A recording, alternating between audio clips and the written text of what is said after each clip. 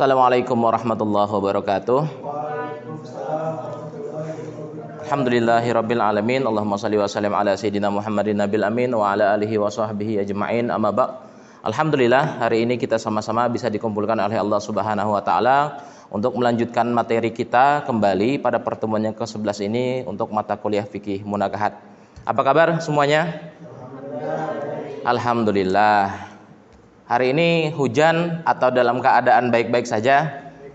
Alhamdulillah baik-baik saja ya. Kita absen dulu ya. Yang pertama Lam Alif An-Nabil Huda, Mauliana, Khairun Nisa, Abdul Mufid. Oke, baik. Semuanya kami anggap hadir.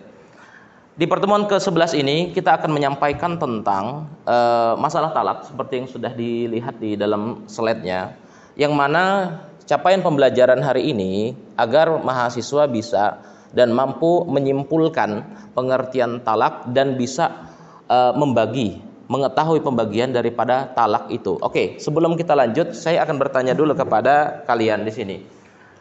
Lam Alif An-Nabil Huda, apa yang kau ketahui tentang talak? Pemutus ikatan. Mauliana, apa talak itu?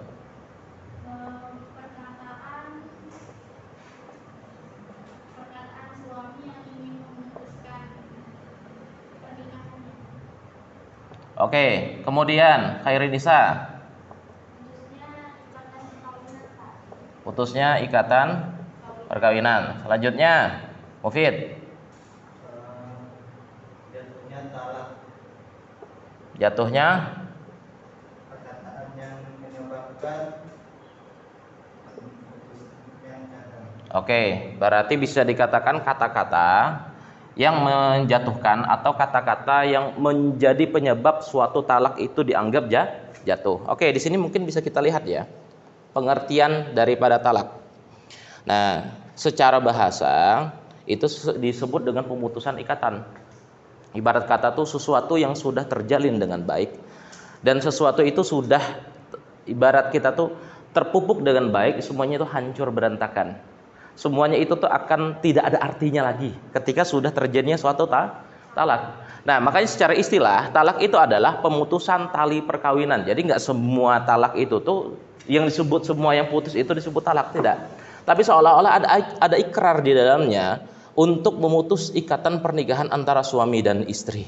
Nah, makanya di sini mungkin kita bisa melihat ya ada beberapa sebab yang menjadi penyebab keretakan hubungan suami istri. Ada 4 sebab di sini yang kami tulis. Yang pertama, ada pasangan yang awam terhadap hukum pernikahan.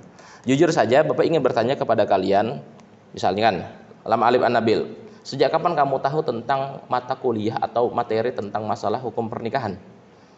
Sejak baru kuliah. Nah, sejak baru kuliah. Berarti ketika SMA belum ada yang mempelajari kan? Nah, itu. Khairun Nisa, yang kamu ketahui terkait dengan apa-apa saja sebab keretakan hubungan rumah tangga, menurutmu apa saja yang paling utama? Oke, komunikasi ya.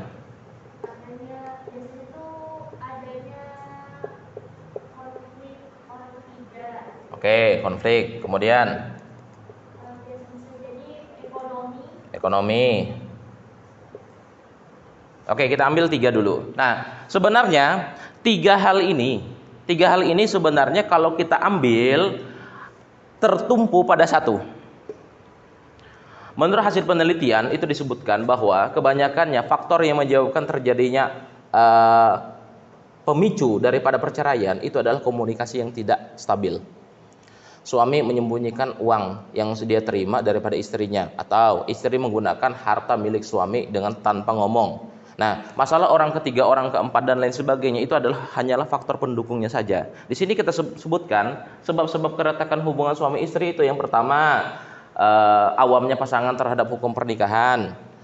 Di antara pasangan itu mereka tidak mengetahui apa itu yang dimaksud dengan hukum pernikahan. Tujuan daripada hukum pernikahan itu tuh apa? Sakinah, mawaddah, warahmah. Mereka kebanyakannya menikah hanya untuk apa? Bukan untuk melanggengkan suatu ikatan, tidak, tapi mungkin hanya pelampiasan hawa nafsu yang pertama. Yang kedua mungkin bisa dikatakan sebagai termotivasi karena orang atau kawan-kawan sudah banyak menikah dan dia itu tuh belum, akhirnya dia ingin ikut menikah juga. Nah, ini yang disebut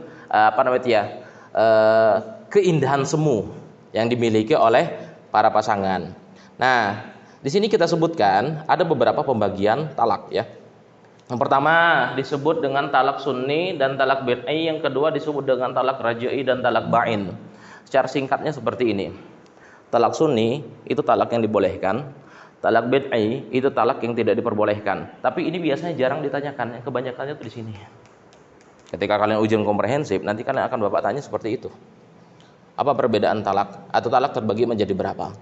Pertama disebut dengan talak bid'i, talak sunni. Nah, itu biasa nggak Bapak tanyakan. Yang nomor 2 ini nah. Talak raj'i, talak ba'in. Talak raj'i adalah talak yang bisa rujuk, yaitu suami mengikrarkan atau menyatakan talak. Sedangkan talak ba'in terbagi lagi menjadi 3. Nah, kalau Bapak simpulkan dari pertemuan kita hari ini, talak itu adalah putusnya ikatan suatu pernikahan suami istri. Putusnya. Dan putusnya itu disebabkan berbagai macam faktor. Dan talak itu terbagi menjadi beberapa macam. Ada yang disebut dengan talak yang jatuh atau dari segi suami menjatuhkan kepada istrinya, itu ada yang disebut dengan talak bid'i dan talak sunni. Talak bid'i itu kalau istrinya tuh dijatuhkan talak tapi dalam keadaan dia itu tuh haid. Ya. Nah, kalau misalkan talak sunni itu tuh dia tidak dalam keadaan haid. Tapi ini jarang Bapak tanyakan ya. Yang paling sering itu tuh raj'i dengan ba'in ini.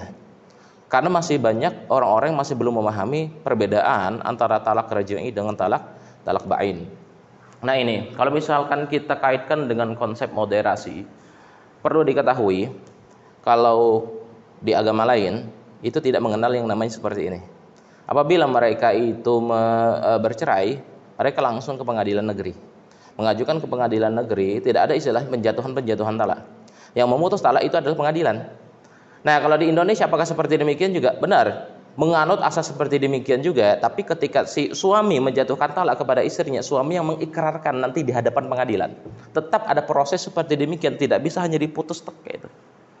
Paham ya?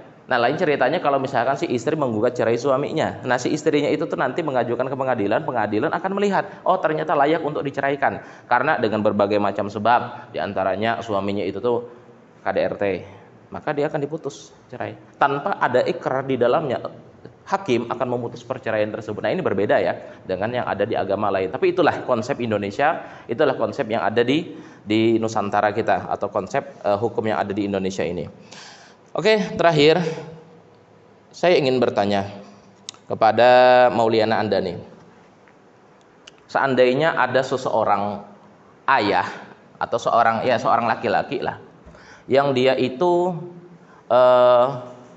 menyampaikan talak kepada istrinya, tapi talaknya itu tuh disampaikan melalui WhatsApp, apakah jatuh talaknya?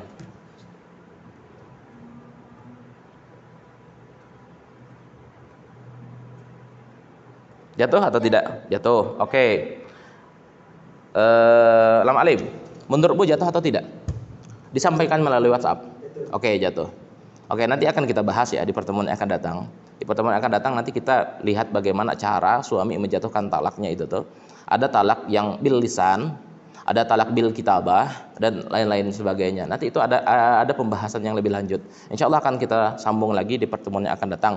Mungkin itu saja yang bisa Bapak sampaikan hari ini. Kurang dan lebihnya mohon maaf. Kita akhiri. Wabillahi taufiq wal hidayah. Wassalamualaikum warahmatullahi wabarakatuh. Waalaikumsalam.